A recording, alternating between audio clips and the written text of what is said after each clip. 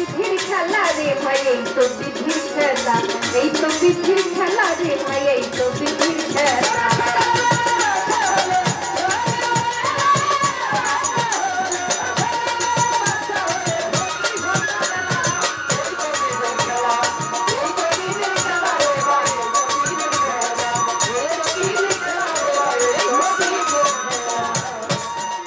বলে আমি ভালো করলে আপনি ভালো দেন, আর খারাপ করলে খারাপ চাই আমায় সর্বসময় দেন।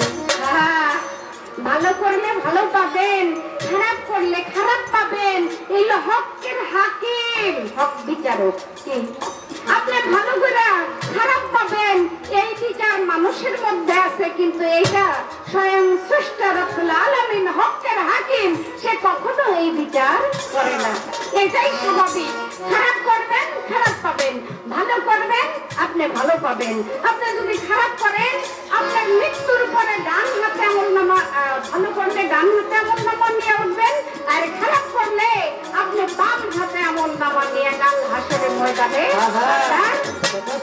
হবে। তাই তো রাজা সরে কিছু বলে গেছে তিনি, মুসা নবীর আল্লাহ আর ওই পাগলের আল্লাহ বেশ কম কি বলে দেন এখনই। মুসা নবী আল্লাহর কাছে বললো, আল্লাহ ওই মেয়ের কি সন্তান হবে না? আল্লাহ কয় না, হবে না। এই কথা শুনে ঈশা মুসা নবী ওই মেয়েকে বলতেছে, মাগো আল্লাহ বলছে তোমার সন্তান হবে না। আর এক পাগল যখন শুনছে ওই মহিলার সন্তান হবে না, তখন পাগল বলে, মা তোমার সন্তান হবে না। 3টা রুটি খায় কয় তোমার সন্তান হবে না। ঠিক আছে, ওই পাগলের সাথে সাথে সিজদায় পড়ে গেছে আল্লাহর দরবারে, মালিক তুমি দিতেও পারো নিতেও পারো, যা খুশি তাই করতে পারো। ও মাওলা, আমি এই মায়ের 3টা রুটি খেয়ে ঋণী হয়ে গেছি। মাওলা গো, তুমি আমার এই কথাটা শোনো, মানো, তুমি আমার এই কথাটা, আমার এই নিবেদনটা, এই দরখাস্তটা মালিক তুমি কবুল করে নাও। ওই মহিলার সন্তানের অভাবটা তুমি পূর্ণ করে দাও। ওই মহিলার সন্তানের অভাব পূর্ণ করো। ঠিক পাগলের কথা অনুযায়ী মহিলার 3টা সন্তান হয়েছে। মুসা নবীর কথাই হয় নাই। কেন হয় নাই জানেন? আপনি নিজেই বলে গেলেন হিস্টোরিটা। মুসা নবী শুধু জানছে আল্লাহর কাছে, আল্লাহ তার কি বাচ্চা হবে না হবে না? আল্লাহ কইছে হবে না, রিপিট। আর মুসা নবী আল্লাহরে বলে নাই, মাওলা দয়া করে আপনি ওই মহিলার 1টা 2টা 3টা সন্তান দেন। ওই যে চাই নাই, সেই কারণে মুসা নবী সন্তান, মুসা নবী যদি চাইতো তাহলে কিন্তু পাইতো, চাই নাই, শুধু জানছে আল্লাহ সন্তান দিবে না। আর ওই যে পাগল, আল্লাহর বন্ধু, আল্লাহর প্রেমিক, আল্লাহ আল্লাহ জপতে জপতে আল্লাহ জাতের সাথে বিলীন হয়ে গেছে। তার চোখ আল্লাহর চোখ, ওই পাগলের মুখ আল্লাহর মুখ, ওই পাগলের হাত আল্লাহর হাত। পাগল যা বলবে স্বয়ং খোদাই সেটা বলবে। তাই তো পাগল আল্লাহর কাছে চাওয়ার সাথে সাথে আল্লাহ সেটা কবুল এবং মঞ্জুর করে নিয়েছে, ঠিক কিনা? তাহলে ওই মুসা নবীর আল্লাহ আর পাগলের আল্লাহ, পাগলের ভক্তির জোরে পাগল মুক্তি পেয়ে গেছে।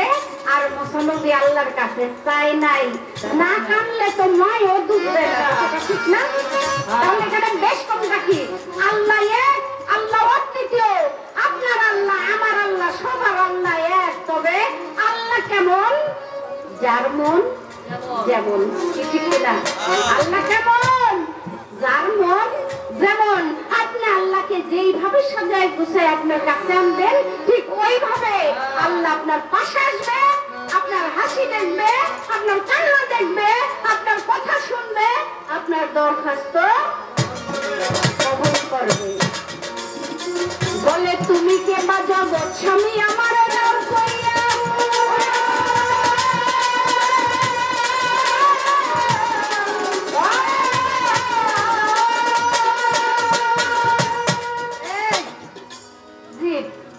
আমি কে বা জগৎ স্বামী? আমি জগৎ স্বামী না হইলে তুমি আমাকে জগৎ স্বামী ডাকো কেন? তোমার স্বামী আমার স্বামী, সারা বিশ্বের স্বামী একমাত্র সেই জগৎ স্বামী। কি একমাত্র সেই জগৎ স্বামী, সবার স্বামী, একজন মাত্র পুরুষ, একজন মাত্র স্বামী, একজন মাত্র নেতা যাকে বলেন, সে হলো স্রষ্টা। আর এই পৃথিবীর সৃষ্টিকুল যারা আছে সবাই হলো তার দাসত্ব স্বীকার করেছে, অনুগত হয়েছে এবং তার সৃষ্টি সবাই। তাই সবুজ নিয়া দেখো চাইয়া, পুরুষ নয় সকলে মাইয়া, থাকবি যদি পুরুষ হইয়া চলো ভাবলি চারে। একজন পুরুষ জগৎ মাঝে নিঃসুরতে ঘুরে, সে যে লক্ষ নারীর মন জোগাইয়া, প্রেমের মরা আপনি মরে।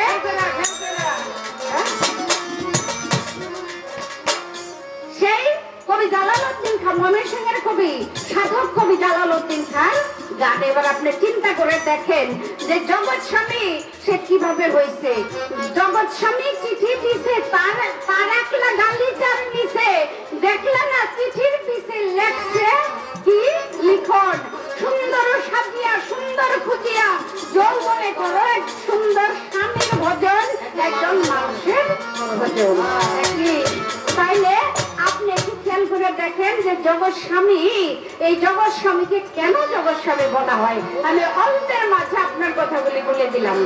এবার আমারে কয় আমি দোষী, আমি দুজক, আমি বেহেশত, আমার যাই কইয়া রাখো, আমি দুজক আমি বেহেশত।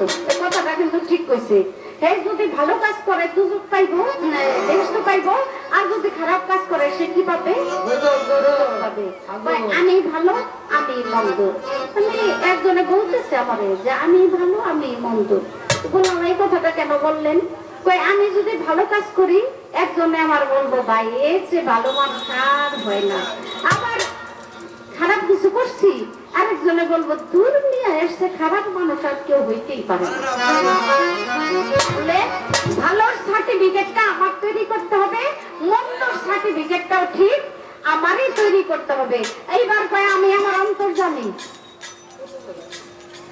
আবারও সেই কথা, আবারও কইতেছে আমি আমার। এই মিয়া আমি আমার কি, আমি কে? আমি বলতে কিছুই নাই। যতক্ষণ পর্যন্ত আমার আমিত্বকে তুমিত্বর মধ্যে বিলীন করতে না পারবো ততক্ষণ পর্যন্ত আমি ভালো একজন মানুষই হইতে পারবো না। তাইলে এই আমার আমার কে কয় কারে ভাবতে গেল চিরকাল। একটা কথা আছে, গান আছে, জালালউদ্দিন খান একটা গান আছে। তো আমি আমার সবকিছু আমার, এই আমার আমার যতক্ষণ বাদ না দিব ততক্ষণ পর্যন্ত কিন্তু এই সাধারণ একজন জীব থাকবে। যেই দিন যখন বলবে আমি বলতে কিছুই নাই, সব কিছুই তুমি, আমি তোকে আমি তোমার মধ্যে বিলীন করে দিলাম, সেই দিন হবে একজন সাধারণ জীব থেকে অসাধারণ জীব। আরো অনেক কথা বলে কথা ভুলি নাই।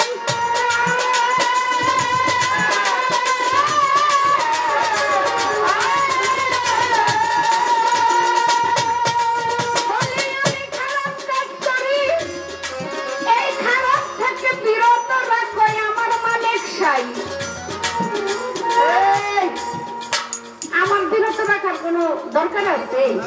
কে খারাপ করলো কে ভালো করলো এত কিছু আমি দেখবো না, তো আমার দেখার প্রয়োজন নাই। আমি আগেই তো বলছি যে জ্ঞান দিয়ে দিচ্ছে আল্লাহ, আপনি জ্ঞান দিয়ে বিবেচনা করবেন যে আপনি কি কাজটা করলে আপনার জন্য মঙ্গল হবে, ভালো হবে। আমি যদি একজনের মাথায় বাড়ি দিয়ে খুন করি তাহলে আমার জন্য কি হবে? থানা পুলিশ, থানা পুলিশের পরে বিচার আচারে একজন মেরে ফেলাইছি, আমার জন্য এরকম একটা কিছু দাঁড়াবে কি? ফাঁসির রশির দড়ি ঝুলতে থাকবে আমার জন্য, ঠিক কিনা? তাহলে আল্লাহ আপনারে ফিরাবে না। আপনারে কি যে খোদাই এক নাটাই ধরে সুতা ছেড়ে মানুষ ঘুরতে দেয় উড়াইয়া, কি খোদার হাতে নাটাই কিন্তু সুতাটা আস্তে আস্তে সাইডা লুজ দিয়ে ঢিল দিয়ে এমন ভাবে ছাড়ছে যে মানব ঘুরতে উঠতেছে উঠতেছে উঠতেছে। যদি ভালো কর্ম থাকে সে আবার এই নাটাইয়ের মধ্যে সুতার মাঝে আস্তে আস্তে চলে আসবে। আর যদি কর্ম ভালো না থাকে আরেকজনে ঘুরতি দিয়ে যে কাটাকাটি করে রে মাটিতে ফেলাই দিব, হয়তো কোনো গাছের উপরে ঝুলবো, ঝুলটি ছিঁড়া বিরা তসমস হয়ে যাবো, ওই যে ছিঁড়া বাদামের মতো, বাংলা মস্তুল ছিঁড়া বাদাম ওইরকম হয়ে যাবে। তা আমি বলবো যে এখনো সময় আছে। তবে একটা গুণ আমি দেখলাম তার ভিতরে, উনি কিন্তু পরমরে মানতেছে, কিন্তু ওনার মানার ধরনটা কি জানেন? সোজা মানতেছে না। ওই যে গাধা আছে না, গাধাই কিন্তু পরিষ্কার পানি দিলেও খায় না, ওইটারে একদম ঘুরটা গাইটা পাও দিয়া লাইরা চাইরা সাদা পরিষ্কার পানি দ্বারে খোলা বানাইয়া এরপরে খায়। পরমরে মানতেছে, খুদারে মানতেছে, কিন্তু সোজা মানতেছে না। উনি এখন একটা গাতার মতো পানি গোলা করে একবারে খাওয়া শুরু করছে। কথাটা ঠিক কিনা বুঝেন? আবার কিছু মানুষ আছে খাবারটা এইভাবে সোজা খায়, আর কিছু মানুষ আছে মাখাইয়া সোজা না খাইয়া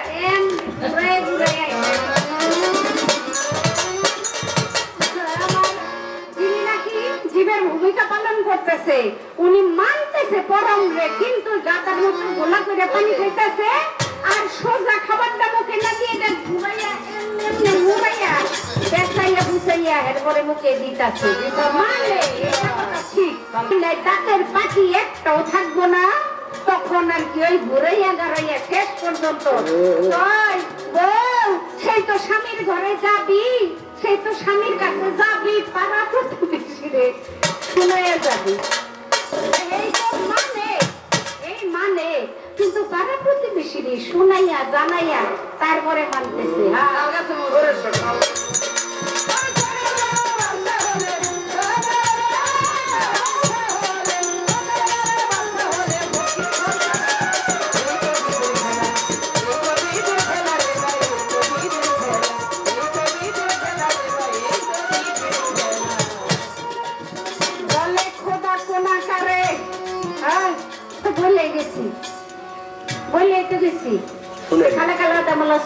আল্লাহ রূপে আদম, আল্লাহ কোনাকারে আছে, বুঝা হয়েছে তো? কেউ ওই যে বেলগাই বেকিনে যারা চলে বিশ্বাসী, তারা খোদার কোনো আকার দেখে না, খোদারে দেখতে পায় না, তারা অন্ধ, দুনিয়ায় অন্ধ, হাসরের মাঠে অন্ধ হয়ে উঠবে, তারা কোনোদিন আল্লাহরে দেখবে না। আর যারা নাকি আইনুল কিনে বিশ্বাসী, তারা দুনিয়ায় খোদারে দেখে, হাসরের ময়দানেও খোদারে গিয়া দেখবে, তারা অন্ধ না, তাদের চোখ আছে। ঠিক আছে, এইবার আমাকে বলতেছে যে কেউ দেখে কেউ দেখে না, কেন? বুঝলি কোথায়? ওই একটাই উত্তর যে আইনুল কিনে যারা আছে তারা দেখবে, আর বেলগায়েবে কিনে যারা আছে, বেলগায়েবে কিনে তারা আল্লাহকে দেখতে পাবে না। বলে মুসা নবীর কথায় বাচ্চা দিতে এটা কইরা দিলাম শেষ, নামাজে আল্লাহ দেখে বলিব বিশেষ।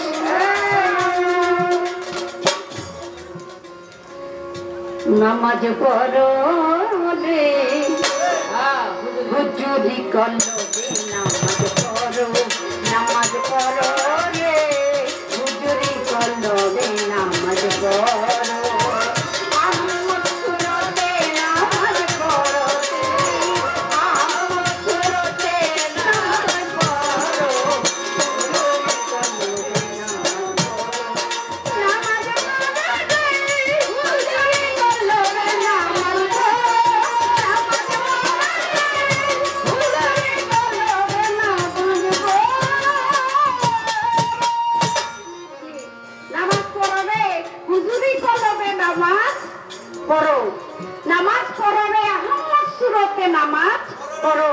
এই যে নামাজ আদায় করে, নামাজের অবশ্যই একটা সুরত আছে। আলিফ দাল মিম হে, আলিফ হে মিম দাল, মানে দাল আসনে বসতে হবে, আর আহাম্মদ সুরতে আপনার নামাজ আদায় করতে হবে। কেউ যদি বলে যে নামাজে তাকে দেখা যায় না, তাকে তৈরি করতে হবে।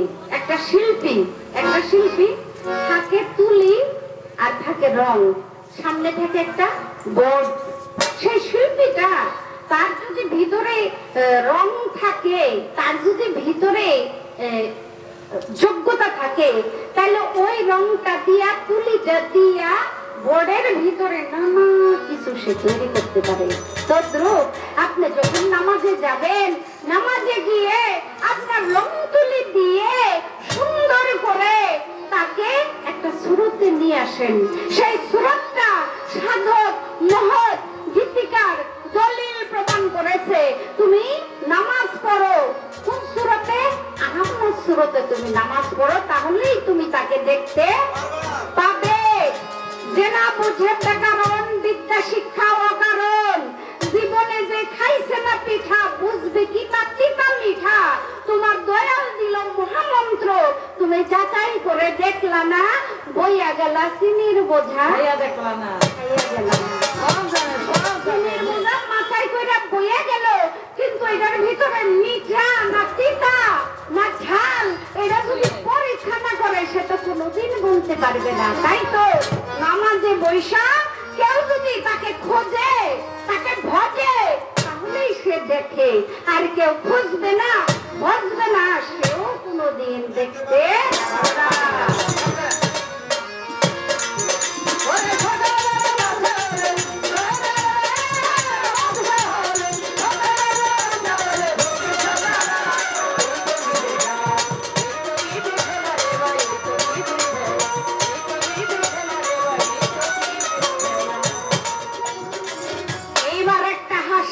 প্রশ্ন করে গেছে তিনি,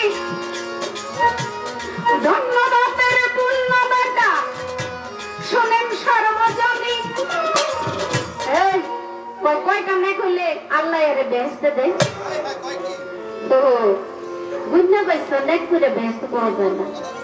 আপনি কয়টা নেক করবেন বেহেশত পাওয়ার আশায়? আপনি তো কর্মই হবে না, সততাই হবে না, ইবাদতই হবে না।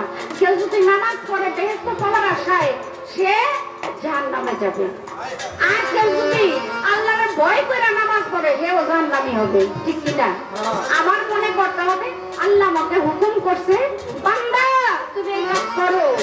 আমার ভালো হবে না মন্দ হবে, দুজক হবে না বেহেশত হবে, অত কিছু হিসাবের কোনো দরকার নাই। আল্লাহ কইছে আমি করব। আল্লাহ আমার প্রতি রাজি খুশি থাইকা যা করে শুকরিয়া, দুজক দিল শুকরিয়া, বেহেশত দিল শুকরিয়া। তাহলে রশিদ সরকার সাহেব, প্রয়াত রশিদ সরকার সাহেব, ওনার সাথে তো জীবনে অনেক পালা গান গাইছি। একেবারে বাবারে বাবা, ওনার লোক শুধু হাতে হাতে মারামারি হয় নাই, কিন্তু যখন গান হয়েছে এমন বাজা পাচ্ছে। এই রশিদ সরকার একটা কথা বলতো, এই মানে যদি শরীয়তে পালা আমি নিতাম, তখন বলতে কত এই যে মানুষের যে তসবিহ জপে, 100টা জপলে কি হবে? যদি দুইটা বেশি জপে তাহলে কি ক্ষতিটা কি?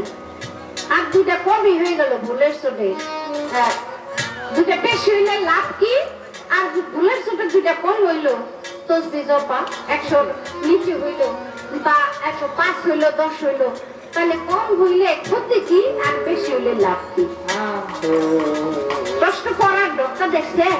তার মানে হইলো যে কন্যা বাচ্চা কখনো নেক কামানো যাবে না, কন্যা বাচ্চা কখনো জান্নাতের আশা করা যাবে না।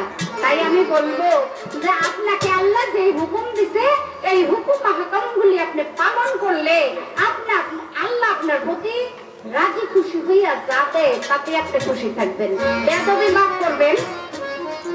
মুসা নবী একদিন রাস্তা দিয়ে যায়, প্রচন্ড রৌদ্র, মরুভূমি তো রাস্তা দিয়ে যাওয়ার সময় একদল ব্যাঙেরা মুসা নবীর পাশ দিয়ে যায়। ব্যাঙ বলে, আল্লাহ আমাদের জীবনটা খুলে দেন, মুসা নবীর সাথে আমরা দুইটা কথা বলি। আল্লাহর কুদরতে ব্যাঙের জীবন খুলে গেছে। মুসা নবীর কাছে গেছে পরে সালাম দিয়ে বলে, নবী গো, আপনার কাছে আমাদের একটা আবদার। মুসা নবী বলে, কি আবদার? কয় আবদারটা হইল,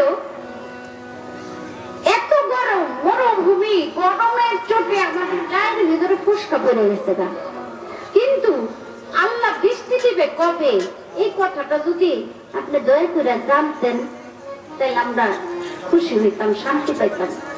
তো আল্লাহ, আমরা বৃষ্টির পানি ছাড়া খাই না, একে তো গরম, আবার আমরা বৃষ্টির পানি ছাড়া পান করি না।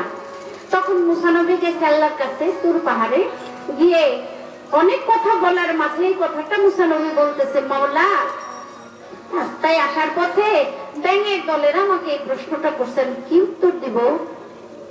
আল্লাহ বলে, মুসা নবী তুমি গিয়া বলবা যে আরো 6 মাস পরে বৃষ্টি হবে।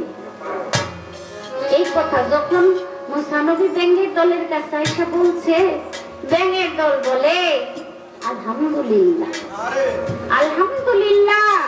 তবু তো মুসা নবী জিগায় যে 6 মাস পরে বৃষ্টি হবে, তোমাদের গায়ে ফসকা পড়ে গেছে গা, এই পানি ছাড়া, বৃষ্টির পানি ছাড়া তোমরা পান করো না, 6 মাস তোমাদের পানি ব্যতীত থাকতে হবে, এর মধ্যে বলো আলহামদুলিল্লাহ। কয় নবী গো, মুসা নবী আল্লাহ যে বলছে 6 মাস পরে বৃষ্টি হবে, এমনও তো বলতে পারতো আল্লাহ যে 6 বছর পরে বৃষ্টি হবে, অথবা আর জীবনে বৃষ্টি হবে না, তখন আমরা কোথায় যাইতাম, কার ভরসায় থাকতাম? তাই 6 মাস পরে যে তো বলছে বৃষ্টি হবে, আমরা শুকরিয়া আদায় করলাম আল্লাহ পাকের দরবারে। তাই আমি বলবো যে আল্লাহ পাকের দরবারে শুকরিয়া আদায় করতে হবে যে আমি যেই কর্ম করব, কর্মের উপরে ভিত্তি করে আল্লাহ আমাকে কোথায় রাখবে, কোথায় না রাখবে। আল্লাহ চাইলে কিন্তু দুজকেরও জান্নাতে দিতে পারে। কেমনে পারে? হাসরের ময়দানে আল্লাহ বিচার করবে। ওই বিচারের মধ্যে আল্লাহ বলবে একজনকে, যাও ফেরেশতারা এই লোকের নিয়ে জাহান্নামে দাও, নিক্ষেপ করো। ওই লোক সামনে যাবে, আবার আল্লাহর দিকে ফিরে তাকাবে, আবার সামনে যাবে, আবার আল্লাহর দিকে ফিরে তাকাবে। এই দৃশ্য দেখে আল্লাহ জিজ্ঞেস করবে কাল হাসরের ময়দানে ওই লোকের ডাইকা, এই ফেরেশতাকে ডাইকা নিয়ে সমান কাছে ডাইকাই না বলবে, আল্লাহ ও বান্দা তুমি সামনে যাও, তোমাকে দুজকে নিক্ষেপ করবে, আবার এইদিকে পিছনে তাকাও, আমার দিকে কি দেখো? কেন সামনে যাই আবার পিছনে তাকাও? রহিম দয়ার সাগর, পাহাড় পরিমাণ কেউ যদি গুনাহ করে, পাপ করে, অন্যায় করে, এক নিমিষে আপনি চাইলে পাহাড় পরিমাণ গুনাহকে ক্ষমা করে দিয়ে তাকে জান্নাত দিতে পারে। এই যে কথাটা দুনিয়ায় থাকতে মাওলা আমি বিশ্বাস করেছি যে আমি যত বড় অপরাধী হই না কেন, আমার আল্লাহ রাব্বুল আলামিন গফুরুর রহিম, ক্ষমাকারী, রহমানুর রহিম, দয়ার সাগর, তার দয়ার বলে আমাকে ক্ষমা করে দিবে। এই কথাটা ভেবে আমি আপনার দিকে ফিরে ফিরে তাকাই যে আপনি গফুরুর রহিম, আপনি ক্ষমাকারী, রহমানুর রহিম, দয়ার সাগর। তাহলে এই কথাটা ভেবে বুঝে আপনার দিকে তাকাই। আল্লাহ বলে, এই ফেরেশতা ওরে আর দুজকে দিতে হবে না, টাকা তাড়াতাড়ি ওরে জান্নাতে নিক্ষেপ করো, পাঠিয়ে দাও। কি আল্লাহ দুজকেরও বেহেশত দিতে পারে, কারণ আলা কুল্লি শাইইন কাদির, আলা কুল্লি শাইইন মুহিত। ওইরকম যদি কেউ মনে প্রাণে ভাবতে পারে, তাহলে তার জন্য দুজকি হয়েও বেহেশতে যাওয়াটা কোনো ব্যাপার না।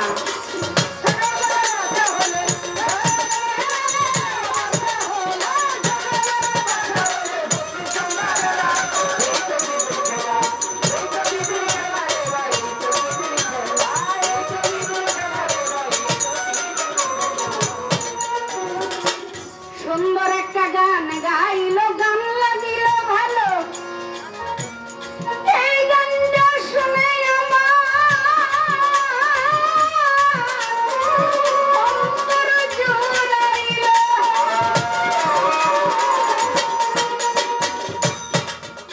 আমি তোমার পোষা পাখিও হে দহি,